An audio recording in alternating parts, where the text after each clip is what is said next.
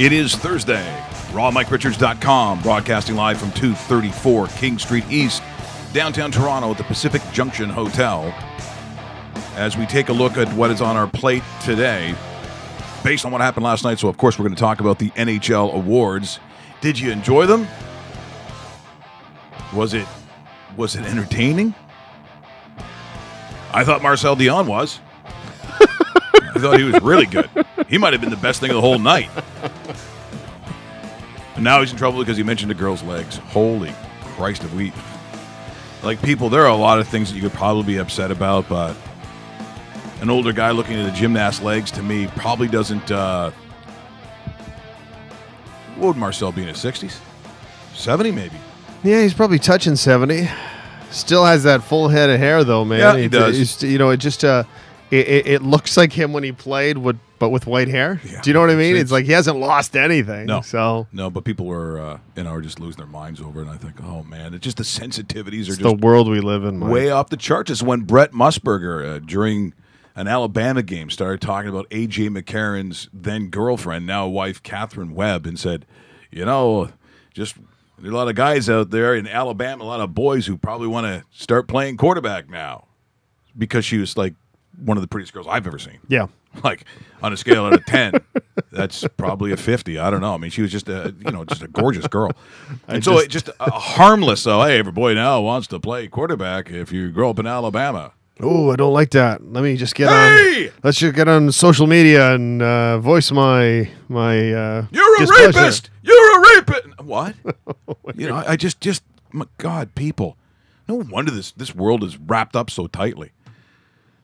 Including me when I drive into work every day. How did it happen, though? Because it wasn't like that. I don't know, Dave. Do you know what I mean? I think it's gone. I think there was a real sensitivity to what was real prejudice in its day. So I think that, the way that women were treated, the way that minorities were treated, I think... And that was wrong. That was wrong. Well, but I think it's gone so far to the other side that sometimes you feel like you're hanging around the Hitler Youth movement, and if you do something wrong, they're going to tell on you. I'm going to report you. And like, what do you mean? Like, why?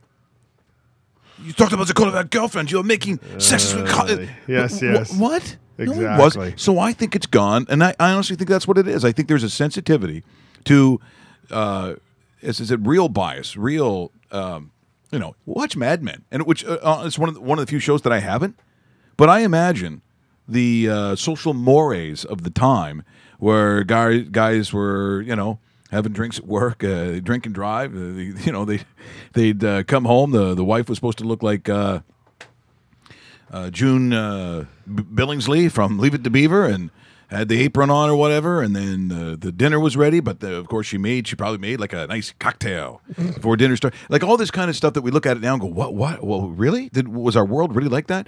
So that sensitivity, but it's been amped up to go so far on the other side that everybody is accused of absolutely everything. So the language that is used, you're under scrutiny 24/7. And again, I think the intention sometimes, it's all about context. It's like I said, the Boston Red Sox announcer the other day talking about the translator for Tanaka, saying he really needs to learn the baseball language. He wasn't saying he had to learn English. He was saying that between the catcher and the pitcher, Dave, that you would think even if English wasn't his first language, or vice versa, if you had to go over to Japan, Correct. Would you not understand at least the base foundation for what you need to do for a living? Curveball, slider. You can say that in every sport, too. Right. You can sit there and say, Russian invasion into North America in probably like the 80s and 90s. You understand how the game of hockey is played, and there is a universal language of the basics. Now, when you get into technical detail, that's a little bit different. But you know what? Language barriers in other sports, yeah, I guess it's not as prevalent, just because in baseball you do see that one-on-one meeting in the middle of a game. Where in the NHL, it's on the bench, play still going on, nobody's paying attention, and it's just not as vibrant. If you're Brandon Kozin and you go over to the KHL, Same detail, yeah. like I know I had to go to Russia. I had to basically learn the language in 2.5 weeks, and guess what? I could get by in 2.5 weeks. I could kind of speak enough to actually, if I had to go to a mall or something, which they did. That was a bizarro mall. I mean, literally. Slaughtering live animals in the basement. It was like, hey, let's go to the Eaton Center. Why is someone sawing off an oxen's head? This is meat section. All right, I'll take an ox head then. You know, but I think again, it's just those kinds of sensitivities. And for Marcel Dion, I don't think he was being derogatory or overtly sexist, but I know that's how it was taken. And so because he went up with a stunning young gymnast, he made a comment about her legs. Well, in this day and age, it's just like an avalanche, literally, of hate. Some of that stuff on Twitter, accusing Marcel of what they believe his character to be, is just so far over the top that, for Marcel, I mean, I don't know if he cares one way or the other. I don't think he's upset by things he sees on Twitter, but I mean, that's what happened. Amongst of the awards, any real surprises for you? I think a lot of people really did think that Mike Babcock was going to win, and it goes to John Tortorella. I thought he was going to win. I thought he was going to win for sure. I thought it was very deserving. He takes a last place overall NHL club, guides them to the postseason, and really, because if you look at all opportunities, because you have to think the Maple Leafs are going to be a building franchise for the next couple of years. So now you're looking at a team that finished 8th in the Eastern Conference. Next year, do they finish 7th? So the gap between 7 and 8, not that big. Mike Babcock doesn't get consideration. This was the year he was going to win it if he actually wins it, and he didn't win it. I was shocked. I was surprised by that decision. I wasn't overly surprised, although I said Sidney Crosby. I wasn't overly surprised by Connor McDavid, but I think what we witnessed last night, if we want to take anything that we'll remember for the next decade, this is the official handing of the torch to Connor McDavid at the award show. What you saw with him with the Ted Lindsay, with the Hart Trophy, another Art Ross coming up, this guy is going to own these 3 trophies for the next decade. That officially happened last night, because I thought Sid was going to win the Hart. I honestly did. The Players' Trophy, the Ted Lindsay, because the players actually vote on it. The players said Connor. It's going to be Connor for the next decade. Yeah, just the only thing that will differentiate year after year is just hairstyle.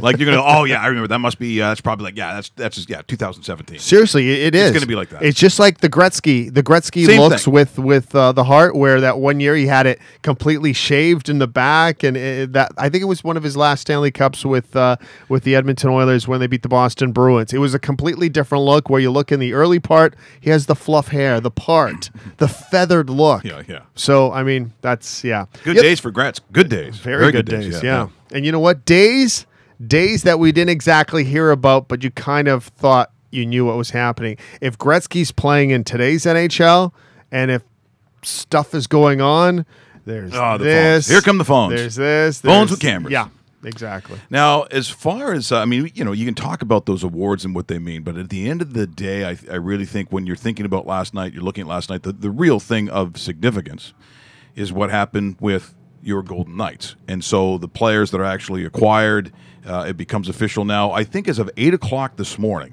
that's when that freeze was offered. So there could be some movement even as we're on this show. Now there wasn't, it's not like free agent frenzy, although you got to think there's going to be a bunch of movement day before July 1st, do you not? I mean, I just think there is a feeling right now I have between now and then, including the entry draft, which is tomorrow night in Chicago, that based on the expansion team in itself, but I think we could see some movement this year. A lot of times nothing happens, but I think you actually could see something. I think it starts actually today, and what we're seeing with the Vegas roster right now, if you're kind of curious about it, projected cap hit of every player that was selected yesterday was about $74 million.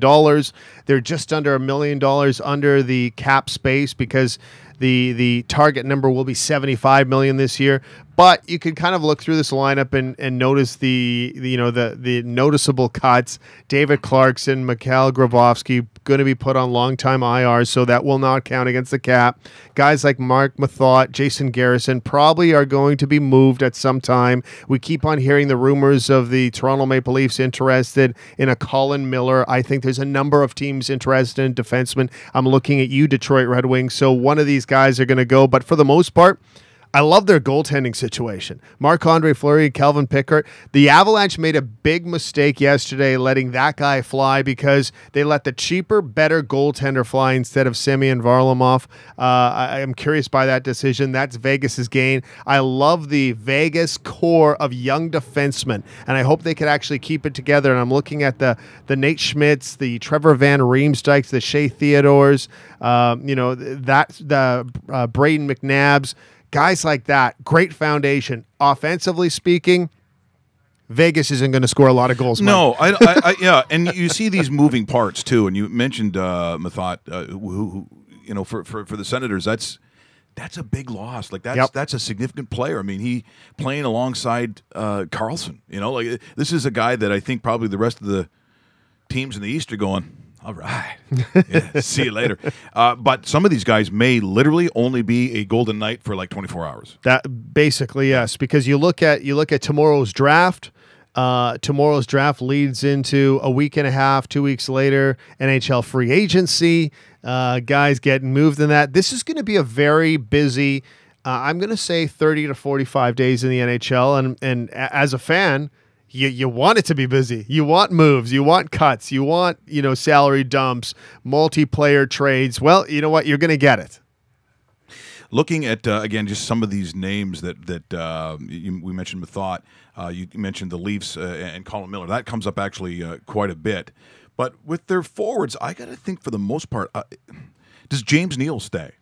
That's a curious sight because you know what they look like the way they were projecting. And now James Neal was invited by the Vegas team to come out, put on the jersey, and do the Marc-Andre Fleury thing, as you saw yesterday. He couldn't do it just because he's undergoing surgery, so don't read into that too much. But James Neal is also the type of guy. He's 29 years old. He has one more year left on his contract. He becomes an unrestricted free agent. So what I'm looking at is if he isn't dealt over the summer, he's dealt in February for assets. I'm also looking at a guy possibly like a David Perron. Possibly gets moved for assets at the trade deadline. These are players that are going to, suffice a team that is looking for second, third line punch, and Vegas might be your best trading partner. So there's going to be a lot of transactions with the Vegas franchise, and that's what makes it a lot of fun. Well, I think there's a lot of things that go into those that actually are going to wear that jersey. I just want to show I was able to get a hold of a short film put together for some of the players who weren't necessarily that familiar with Vegas. And I know that Marc-Andre Fleury, it seemed like for a while, it just seemed to be, we assumed that he was going there, but I think it's probably based a little bit on what he was showing. So just so you know, this was some of the background that Marc-Andre Fleury got.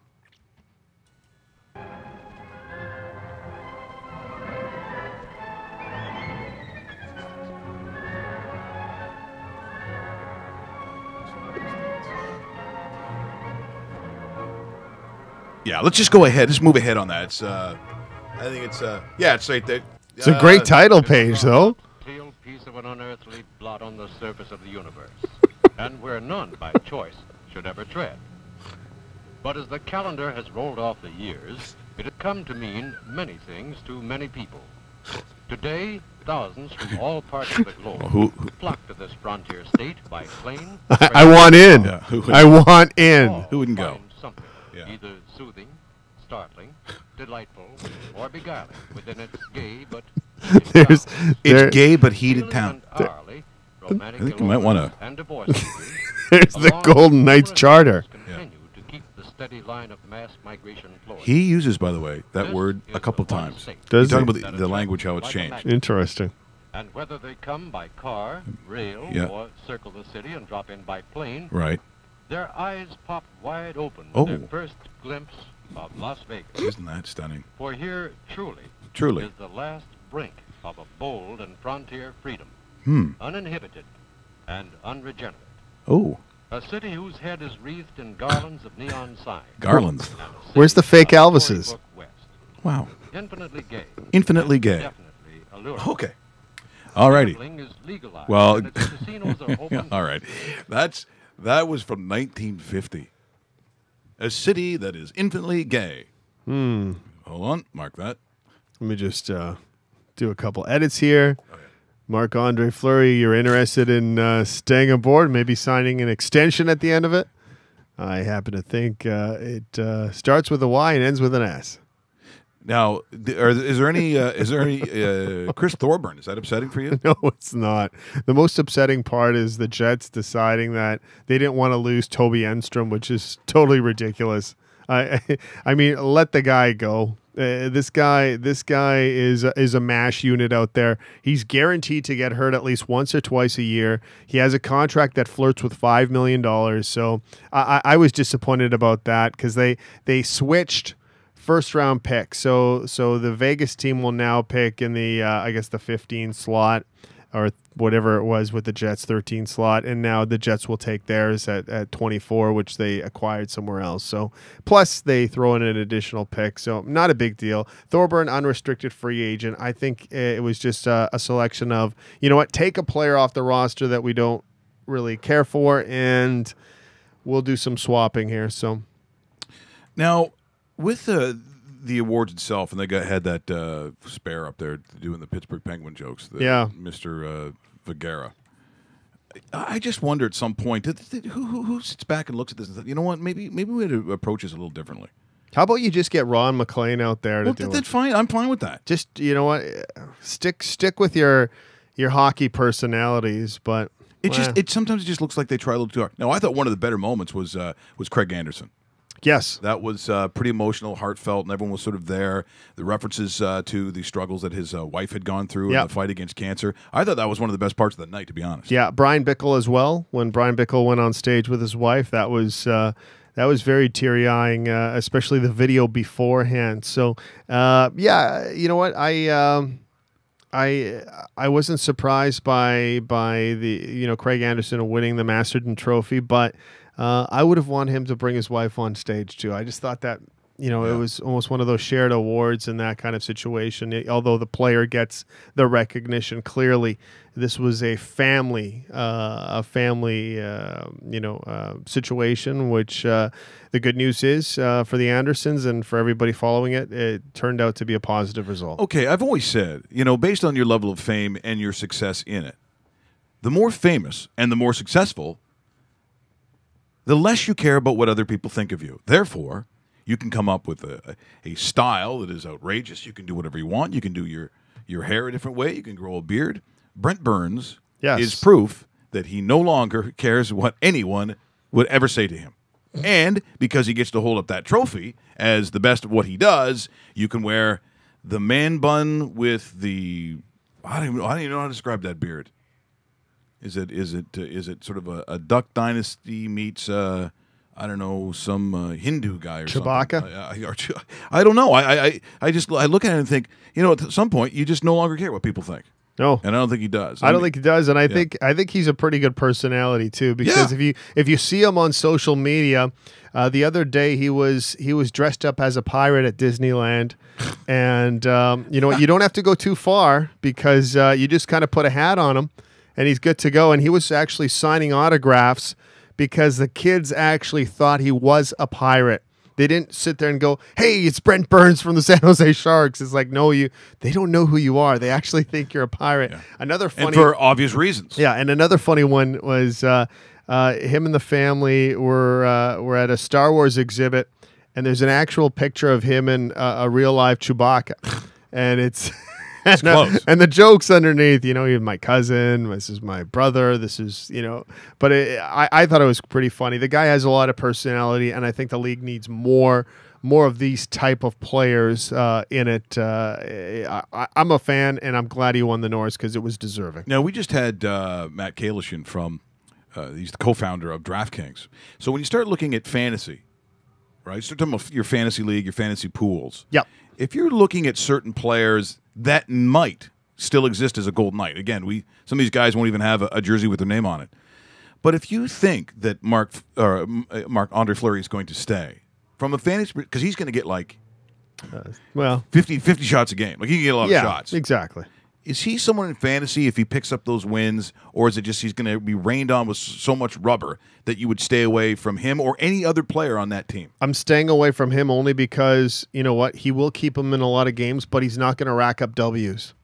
Save percentage-wise and stuff like that, he might be up there because he is a pretty good goaltender, but get used to 40-plus as being kind of the norm, where 40, it's like, yeah, that's not a bad game. I only had 40 shots on goal. Where if you're looking at an established team, if they allow 40 shots, there's some defensive Huge problems yeah. here, and that's not supposed to be happening. So stay away fantasy-wise, but pick your spots too, because if you actually look at the numbers right now, they open up against the Dallas Stars in Dallas. I don't like their chances in that game, but the home opener a couple nights later, it's the Arizona Coyotes. Weird. Yeah. So if you're gonna beat a team, it's the Arizona Coyotes. So I look at that in the schedule, and I'm thinking to myself, so are they trying to figure out what a rivalry is going to look like, and who's that going to be? If indeed it is Arizona, who knows how long they're staying? There's a story that can go away anytime soon now. I have always been sick about talking about it. But if you're trying to figure out a rivalry, would it be Arizona? Because I also happen to think, because of proximity and how many people go there, that I think LA's the one you want to push. Now, here's what I do know. All new franchises get to pick their opposition for the first game. For example, 5-6 years ago, the Winnipeg Jets wanted to host the Montreal Canadiens in their first game because management wanted the Canadiens and all the history with that organization and so forth to open up their Jets 2.0, so to speak, right? The other part of it is the Golden Knights actually sat there and said Arizona Coyotes. I was actually surprised because I thought it was going to be the LA Kings. LA to Arizona is LA to Vegas is driving distance. Yeah, guys drive. Yeah, it's like a weekend thing. Yeah, when you're in Las Vegas, you can go, hey, you know what? I'm going over here for a bit because I'm in the area. But I would expect Arizona to be part of that mix. I would go as far as saying San Jose and Anaheim to be part of the mix. It's a pretty tight division considering, we talk about East Coast travel. West Coast travel in the Pacific Division outside of Vancouver, that's pretty tight. And that's there's probably a lot of people happy in that area considering that you play each other, 4, 5, 6 times in a season. If you look at what's happening in the West, I can't say this very often, but if some of these teams are in rebuild, like a Kings, like a Vancouver, Arizona's not the strongest of teams. No. Colorado is not the strongest of teams. We saying that if this team plays well enough, they'd actually be almost bubble-ish? Do they have that potential of even doing that? I would be surprised. I'd be surprised, but I wouldn't be surprised if they're bubble-ish within the first 3 years. Yeah. Like if we're talking in 3 years from now, and the way everything seems to be lined up and they make some right decisions at the draft table, they have 3 picks in the top 15 this year, and they're going to account for more as we go on with these next couple of days and weeks ahead.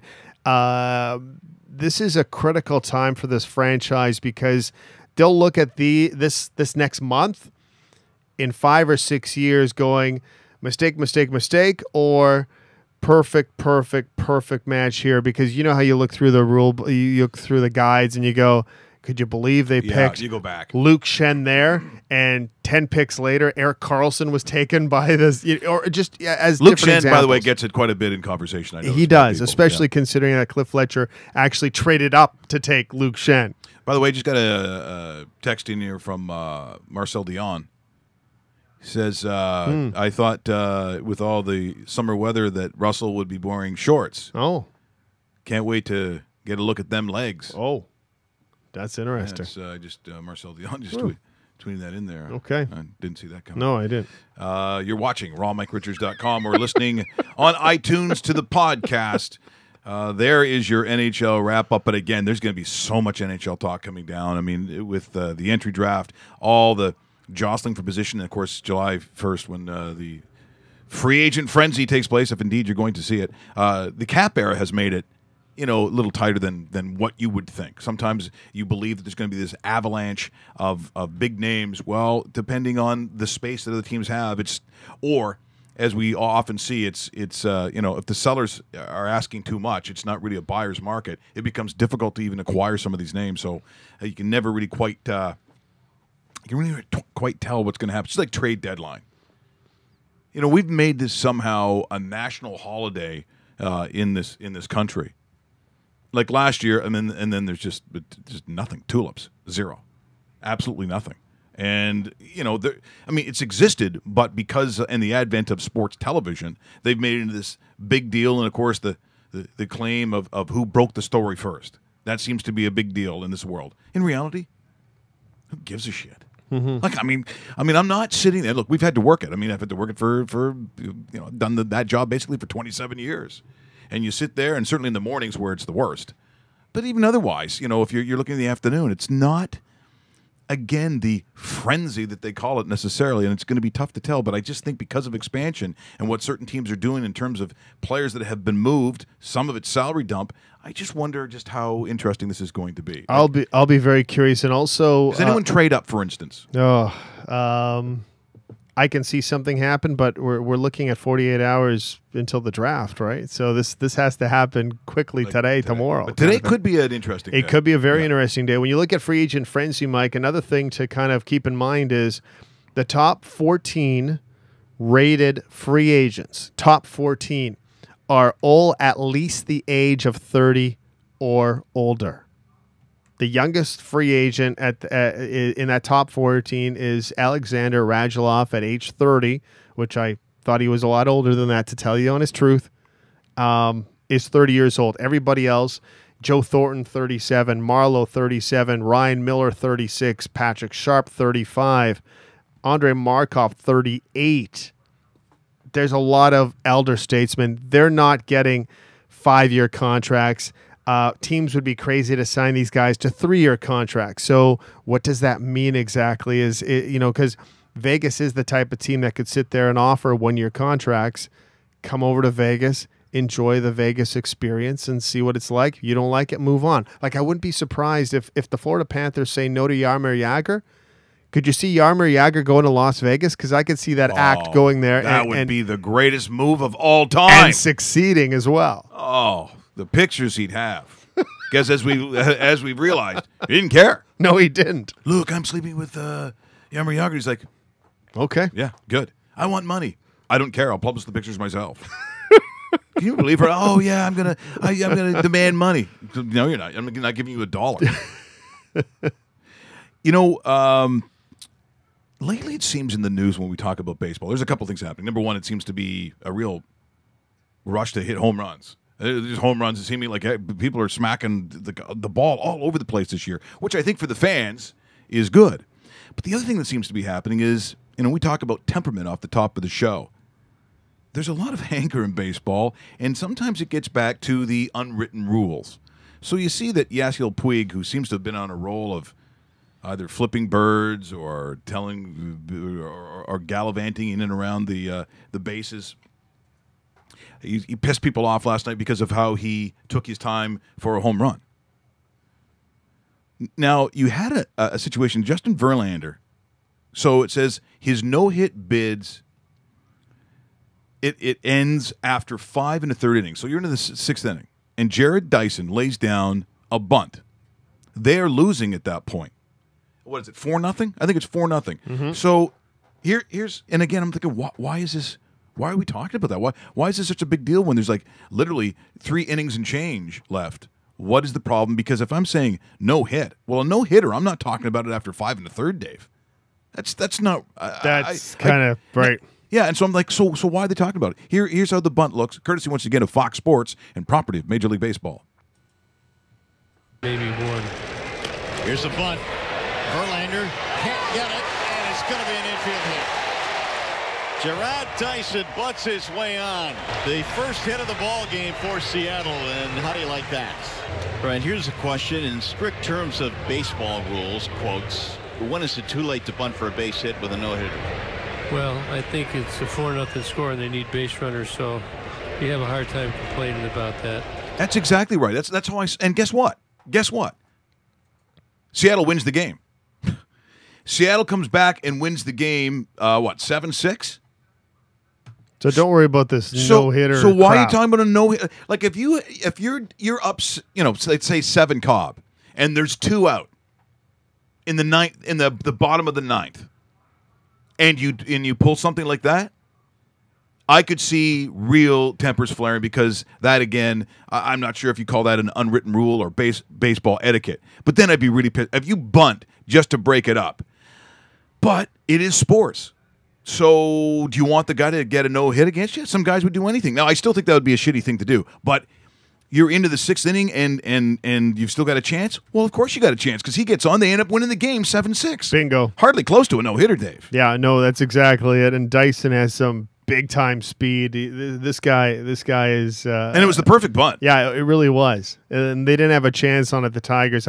I'm curious by the reaction of commenting on that. You know, when you start talking no hit bid and stuff like that, it should be a minimum of the 7th inning. And even in the 7th inning's tough because It's you still still have tough. 3 more at bats for the team that you're actually facing. So realistically, maybe you start, thinking about it here and there. If it's a perfect game, even what I that, said, even that is Yeah. kind of tough to. But I don't really see anything wrong with this, Mike. Yeah, neither do I. I don't even. But again, it's because the tempers, and of course, Puig hits 3-run homer last night against the Mets. Something was said to him around the first base, and then he starts talking to some of his Cuban friends afterwards because he took a half a minute or whatever to go around the bases. Are we at that place where there's so much sensitivity that, would you care one way or the other if the guy hits a 3-run homer and he takes too long? Is that a line for you? It depends on frame of mind. And it also depends on player. Okay, so it's Puig now, so there's a tendency to be immature. Then you know what? You hit him next time. Just like the Bautista thing. If Josh Donaldson flips the bat, I don't know if the reaction's as bad from the Texas Rangers because it's Josh Donaldson. But because Jose Bautista is hated by every single other baseball city in Major League Baseball, He really is. we got a problem with that. I honestly think that's what it is. I think it all comes down to individual players and reputation. Would you bat flip in in that moment? I'm still not hating it the way other people did. Now, because it was Jose Bautista, yeah. But the Texas Ranger playoff game, the moment was massive. The home run. I still don't have a problem in that moment with the bat flip. I don't have a problem either, but I'm just saying if you're basing it from and I'm taking off, not that I'm wearing a Blue Jay hat, but I'm taking off any sort of Toronto bias towards it. And say I'm a diehard Rangers fan and I see Mr. Haight over there with the beard doing that to me. I'm sorry, I'm pissed about it. I'm reacting exactly the way the Texas Rangers reacted. By the way, we did show you one of the clips that we have of Las Vegas. That was not the only one. Now get a load of this. Good. The weirdness they had back in the day. This is probably 1950 or 60. Was the You opening? did some research last night, didn't you? Oh yeah. I research a lot of things late at night on the computer, Dave. The opening of Caesar's Palace in Las Vegas. But get a load of the guy, and this is the way that the broadcast. Hey, there's still some guys out there who still think this is broadcasting. There's still some guys who think this is the way you got to do it. But get a load of the phony, over-the-top host of the opening of Caesar's Palace. Many times on Hollywood Backstage, we've told you Hollywood is where the stars are. Well, the stars were in Las Vegas for the opening of Hey. Caesar's Palace. Yes. One of the real highlight events of any year. Eddie here. Look at this. Friends, viewers, countrymen, Oh, look at lend that. me your eyeballs, as Oh, though with these listen to fair that maidens shitty I would have voice. to beg you. Look at the legs on those However, girls, it is Marcel for an Dion. auspicious occasion that we are gathered here this day. Okay, that's enough. Can you believe that? You believe how terrible that is? I mean, that's shit. You would never, in your right mind, would you ever do that? But the girls, hey, how about those girls in the short Roman skirts?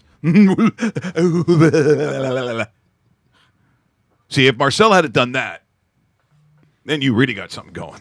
That really would have been.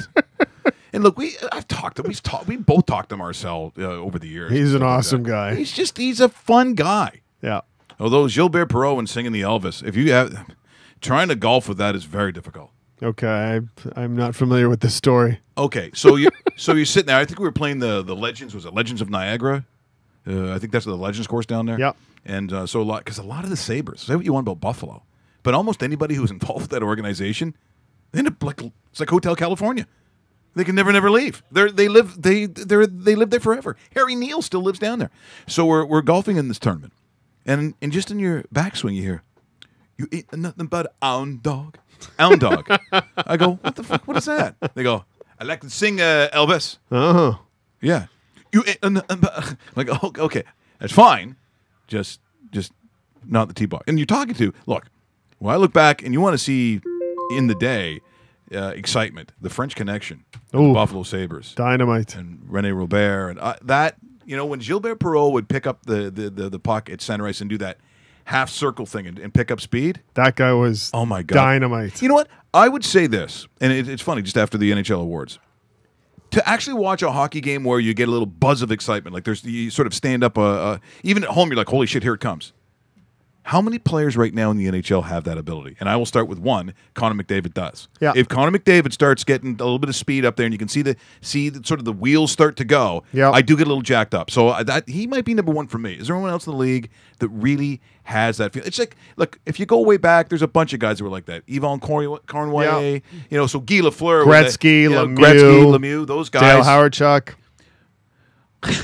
What? What? You can tell where Dave lives because the massive statue erected to Dale Hawerchuk with the fountains around it. I could have said Thomas Steen or Dave Christian, too. I just stopped at Hawerchuk. Yeah. You know what? Today... you know what people are going to hate to hear? In his moments, Phil Kessel, when he got a bit of steam... You might argue again, but no, I think he had that. I'm going to say in today's NHL, Erik Karlsson. Erik Karlsson, fantastic, and the speed to burn. I've seen some really nice highlight reel. Do you take Brent Burns or Karlsson? If so it's the weirdo expansion draft. You got a choice to do. Erik Karlsson now. Yeah. Only because of the so many other X factors with it. Don't get me wrong, I love Brent Burns, and he has some highlight and rushes as well. But man, there may not be a better player that I've personally seen than Connor McDavid. Yeah, because of the speed factor.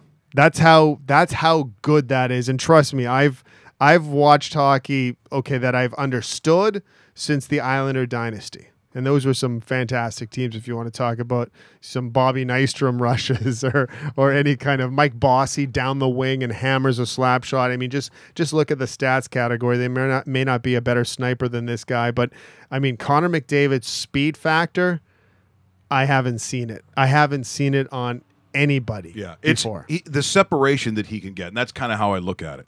There are very few players that can do that. And as I said, and you said off the top, if you didn't like seeing that picture with all that hardware around Connor McDavid, you're going to hate the next decade.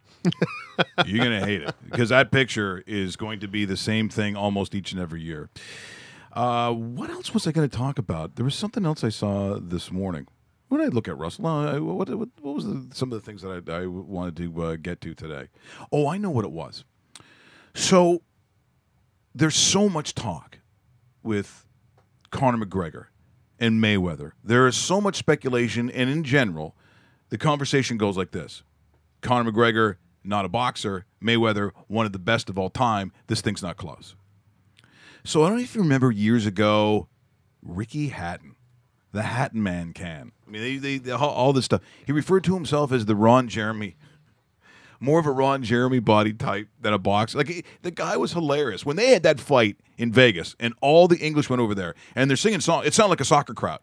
It was fantastic. And you're thinking, what chance did Ricky Hatton have? Ricky Hatton was in that ring a little longer than I thought he would last. Yes, he really was. But then they asked him. Now this is courtesy. I think it says. I'm not sure I get this right. BT Sport. Yeah, BT Sport. This comes from BT Sport across the pond. Our friends at BT Sport. Our very good friends at BT Sport. He had to get in the ring with Mayweather. So the guy actually, if you're talking about someone who should know, he does. Here's Ricky Hatton on the upcoming fight.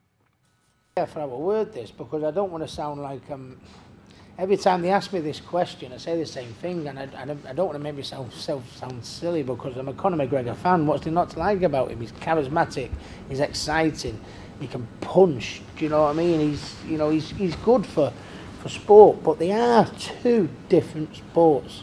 Do you know what I mean? I like everything about Conor, but I have to be brutally honest. I can't see, you know, when you see Canelo, he couldn't lay a punch on Floyd Mayweather. Do you know what I mean? And you know, De La Hoya, you know, and you know, De La Hoya, masterful boxer. Do you know what I mean? And I know, and 100 mile an hour, aggressive as you like, a little bit like Conor. You know, I mean, and he handled me, you know, no problems, and that was my game in fighting. You know what I mean? I can't see how.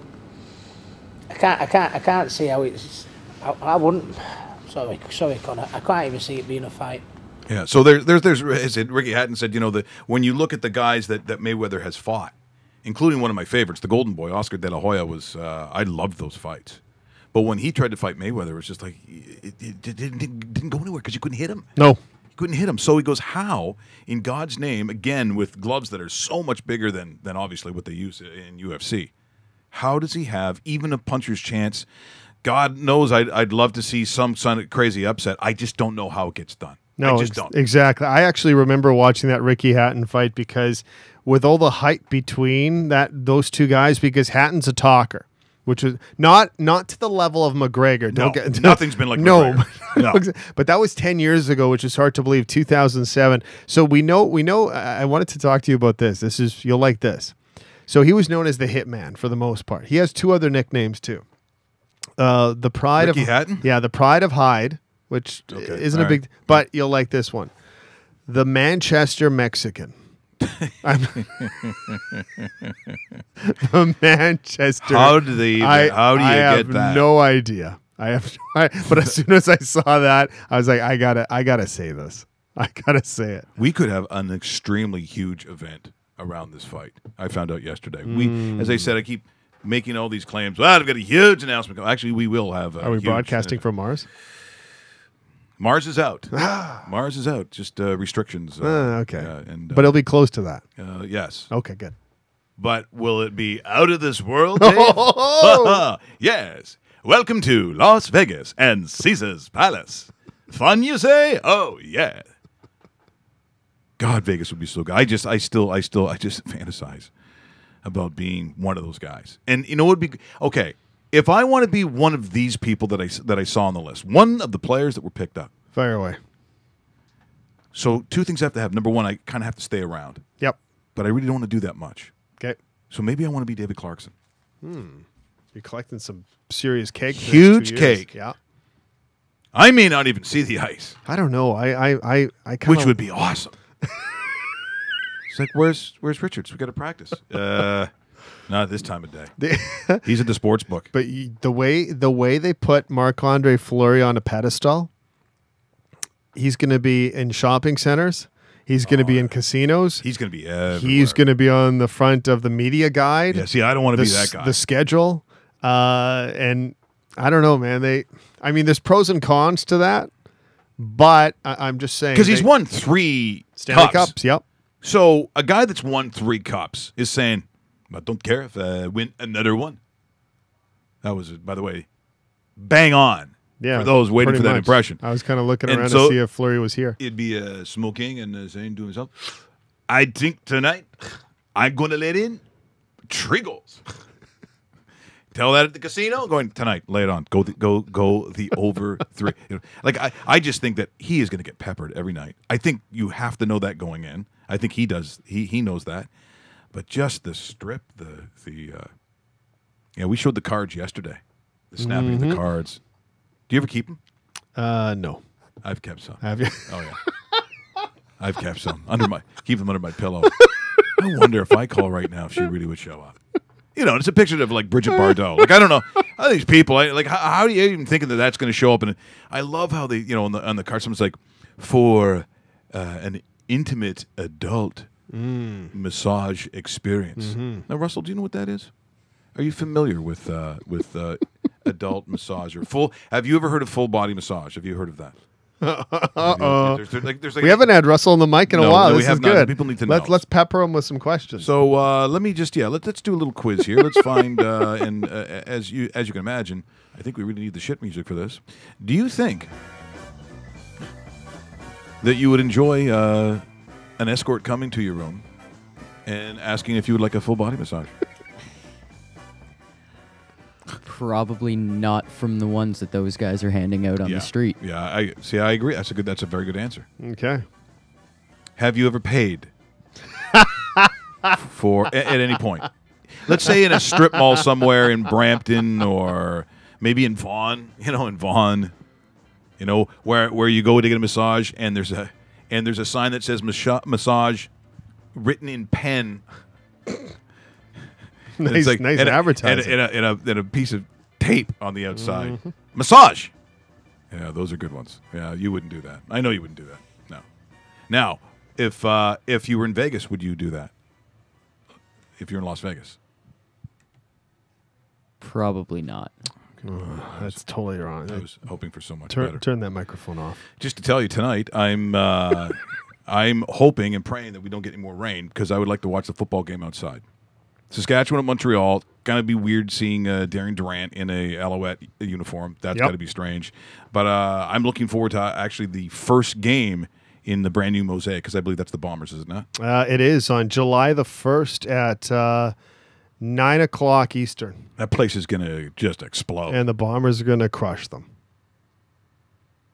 Bombers gonna be over 500 this year? Yes, Bombers are making the playoffs this year. I hope so. Why are you laughing over there? Yeah, you don't even Russell. know. You don't even Russell, know. You don't even know. Stop it. You're dead at recess. And recess is getting pretty quick. Pretty soon. Yeah, it's going to be there. Yeah, looking forward to the league, although I heard two clowns talking about it here in Toronto, mocking the CFL. I'm going, well, I don't get it. Just because, by the sounds of it, you must have been really superlative athletes, like just tremendous athletes that you could make fun of guys who went to, I don't know, Ohio State and USC and Alabama. But no, you guys go ahead. You put it down.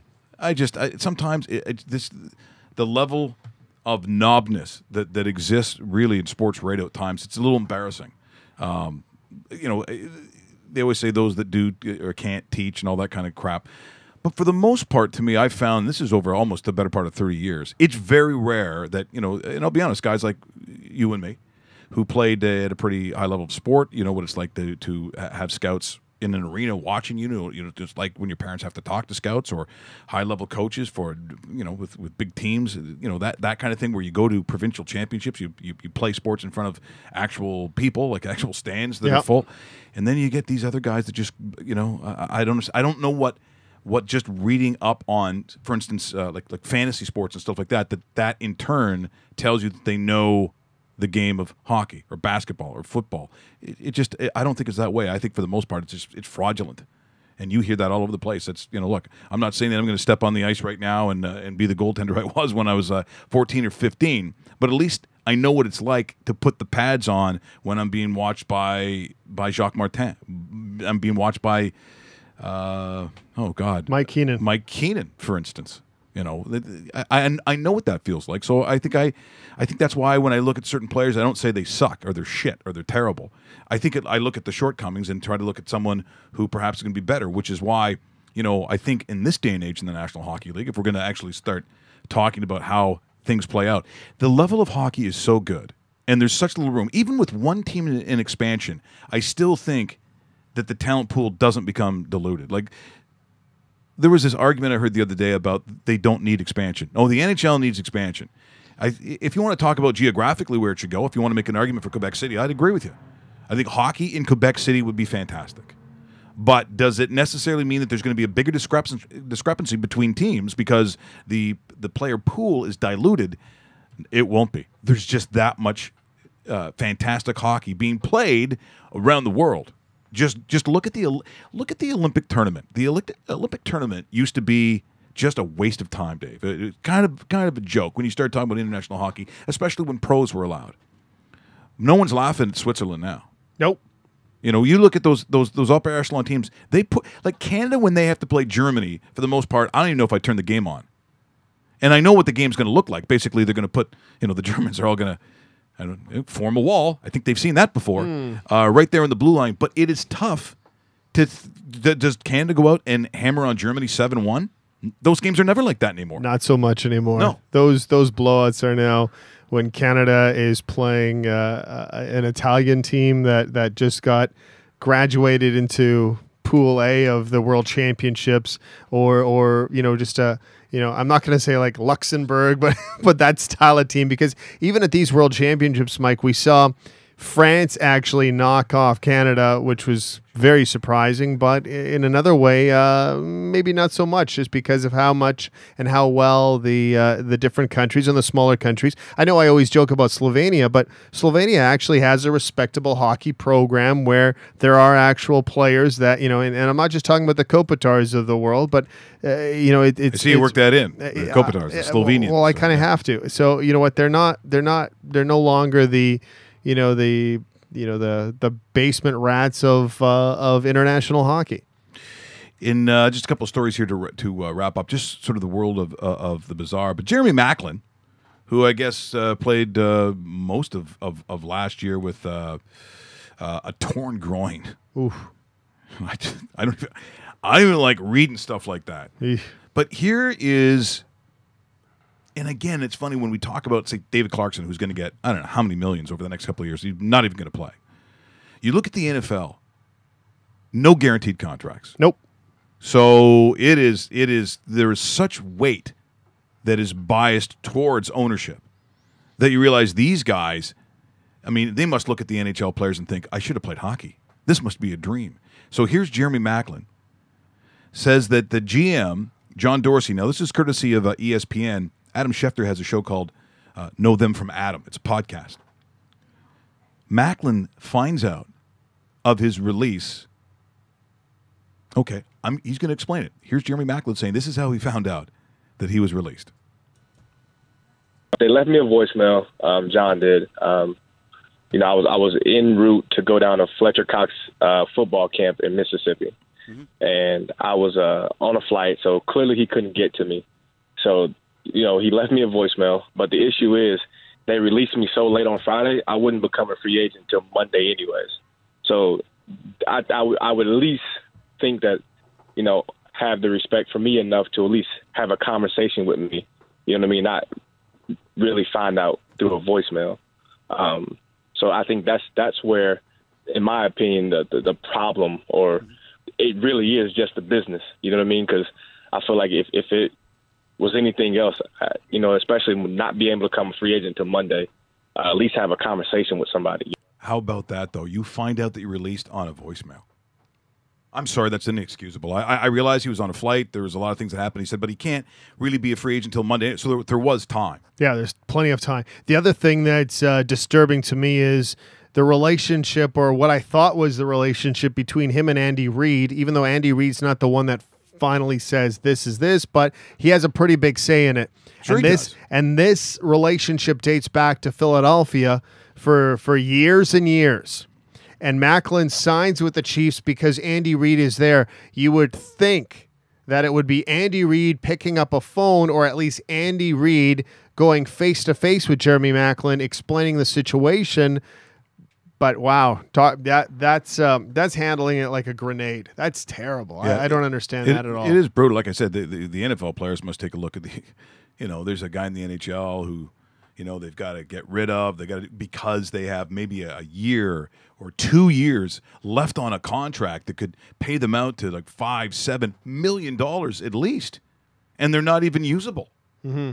Like that to me is I look at the NHL players, and every time I hear about if there's going to be discussions of CBA and a lot of issues with the players, sometimes I look at it, and I remember especially back in 2004 during that lockout period, that a lot of the players, and I remember a lot of them from like Western Canada, were a little embarrassed about some of the issues they talked about, because some of their dads would have worked they were farmers.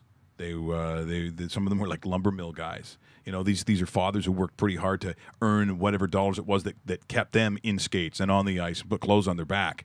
When you start looking at stuff like that, don't you think of all the sports that you could play? Now, I don't know if baseball would be in that category just because there's not as much wear and tear. But right now, if you make it in the show for the NHL, of the listening to the sports, it is one of the better existences, I think. I think it is. No, I'm not saying in terms of athleticism and the beating you got to take. No, you're talking and all that. about how the players are actually treated. How they're treated. Yeah, I agree with that. And management's usually, I mean, I think they're really good with most of these players. Yeah, they understand it, and if they're gonna park a player, they clearly park a player, and you still pay out what you owe. And there's many examples of it, even here with the Leafs, with Joffrey Lupul still making money, and Stefan Robidaud making money last year.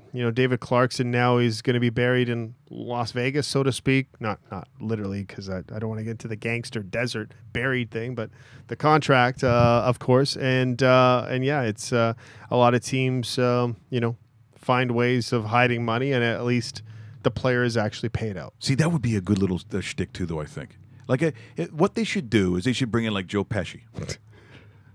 Pesci should give them the talk before they hit the ice in the first game, and then show it on the Jumbotron, going, "You little prick, you! Oh, fucking, you little." That's what I'd love to see. You would, eh? Yeah, he'd be awesome. Okay. Well, there's so much stuff that I'll be really curious to see how much shtick they try to do with the Golden Knights because you're in Las Vegas. I mean, whether it's magicians or Siegfried and Roy, or whichever guy got eaten by a lion, whatever. Yeah, I'm not quite sure. Like the showgirl aspect of it. Although after last night, I guess Marcel Dion won't be allowed to comment on any of those particular moments. No. And by the way, did it bug you that much? Do we really think that a guy towards the 70s makes a comment about a girl's legs and we really we just lose it over that? Because I still don't get it. I just goes by, but it's not like the crowd did a big roar or anything. No, the crowd kind of went. Yeah, because no one even wants to make a comment about that anyway. So Yeah. the NHL awards, yeah. Couple things before we say goodbye for this Thursday, Mike. Good news for Russell. I don't know if he saw this, but he's going to be jacked about that. We heard a couple days ago that the Han Solo movie, the two directors were taken away because they had a little bit of a dispute and so forth. Well, Ron Howard has signed down, and he will direct the new Star Wars. That's crazy. Ron Howard, really? Yeah, so Han Solo movie will be made. And also... So Clint Howard's going to show up because Clint Howard's in every goddamn movie Ron's ever done. What's he going to be in Star Wars? He's probably going to be one of the Ewoks. And also awesome from a friend of the show, Jason Sobel, at the Travelers Championship. This is kind of funny because he just tweeted this out about 4 minutes ago. There's a threesome on the third hole: Jim Furyk, Brian Harman, and Rory McIlroy. Furyk drive 276 yards, about average. Yeah. Brian Harman 288. Not bad, a little bit more. Rory McIlroy, 336, a difference of 60 yards, and these are professionals. That's how heavy he is off the tee. But do you not think, and sometimes when I take a look at it, and I'm looking at Rory McIlroy, do I really think that I see power? No, I've sat beside even him. Bubba Watts. I'm thinking. Well, Bubba's a little bit. He's a little bit bulkier and taller, but Rory's not that big. Like I've taken pictures with Rory at Oak Hill in Rochester.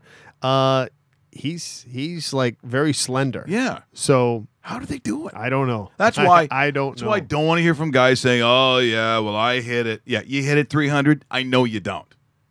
Don't tell me you hit the ball 300. Now have. You've been on an elevated tee box when you're playing out in BC and there's a wind and it gets picked up by a fucking eagle or something and it takes your ball and it carries it for okay, yeah, I'm saying maybe at some point maybe you have hit 300. Maybe we all have at some point some weird circumstance but you don't go on and say, yeah, I hit it about, I average it. You don't average. Then you're on the tour.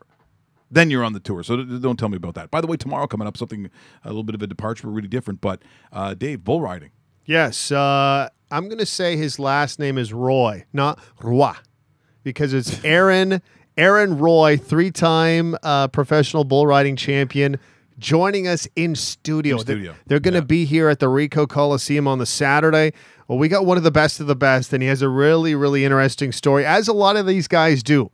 But this guy's going to be in studio. I look forward to it because, we talk about some of the good guys of sport. Yeah. I would put bull riders near the top where WWE wrestlers are because they are too. I can tell you that very, very personable and know how to sell a product and know how to speak properly, and people really like them. I can't wait for it. And apparently nice legs too. Marcel. What? Yeah. Did we just become best friends? Yep. Let it go, people. Just let them go. Do karate in the garage? Yep.